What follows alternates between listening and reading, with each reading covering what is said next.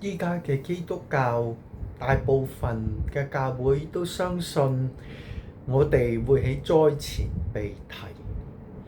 但係根據馬太福音24章、馬可福音13章同埋路加福音21章都提到天勢都要震動，而天喺原文亦都可以代表一種金屬，就係鈾，就係製造原子彈嘅鈾都要震動，然後神先會吹響佢嘅號角，呼召佢嘅子民提佢哋。馬可福音13章同馬太福音24章都咁講。至於路加福音，神就講到當天勢都震動，即係有呢種製造核彈嘅嘢都震動嘅時候，我哋應該昂頭仰首，因為我哋得贖之日近啦。所以好有可能喺核戰之後，我哋唔使捱核戰之後嘅嗰啲好可怕嘅後嚟嘅災難，例如啲核輻射污染水源、海水，又例如核嘅寒冬炸起好多灰塵，令到成個地球都黑暗等等嘅災難，我哋先就會被提啦，就已經被提啦。因為頭先講到，例如嗰個好犀利嘅黑暗，由於核彈爆炸揚起灰塵嘅黑暗，不但只有黑暗，好多人生瘡、生毒瘡，而因此痛苦萬分。應該就係一場好犀利嘅核戰發生。但係喺呢啲核戰當場冇死嘅人，跟住亦都會受輻射污染，同埋各樣呢啲輻射帶嚟嘅呢啲核戰帶嚟嘅後果而受盡痛苦。嗰時之前，我哋就應該已經被提啦。而喺講到被提之前，仲有一樣嘢我哋要注意嘅，就係幾時7年嘅災難嚟到呢？幾時7年嘅災難使到我哋進入所謂嘅末世7年嚟到呢？好有可能就係喺以西結書38章39章哥國瑪國之戰之後就會嚟啦。而哥國瑪國之戰就係以色列同好多佢嘅周邊嘅死敵打仗，但係以色列打贏，因為神主耶穌基督為以色列而戰，保護以色列。而打贏之後先至有和約，如果唔打贏，以色列將會被滅。但係打贏就有和約啦。嗰陣時就係7年大災難嘅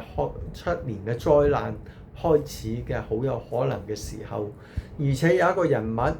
喺當時會使以色列同周邊嘅嗰啲死敵嚟到講和。呢個人使到以色列同周邊多人講和嘅，就係獸，就係嗰個敵基督啦。願大家都要喺呢啲事發生嘅時候，知道神真係有大能。以色列只係一個小小得幾百萬人，大約1000萬人嘅一個小國，竟然打敗周邊斷億嘅強敵，我哋就知道神的確係有全能嘅全知嘅能力，可以喺以西結書離開依家2700幾年，就已經預言呢場戰爭，亦都預言呢場戰爭嘅戰果。到時大家真係冇必要信主。如果唔係7年災難開始，我哋冇主嘅蔭庇，係好難過得到去。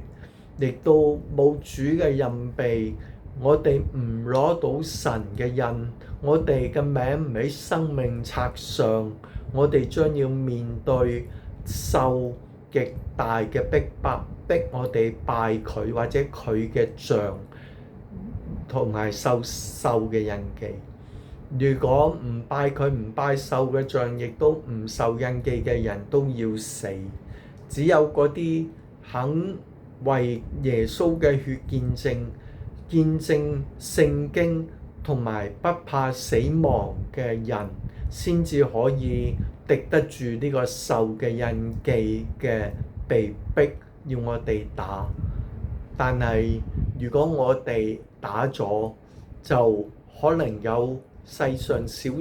幾年嘅生活，但係就要面對啟示錄14章所講嘅神嘅烈怒嘅碗，純一不雜，要嗰啲打咗拜咗獸嘅像，或者攞咗獸嘅印記嘅人，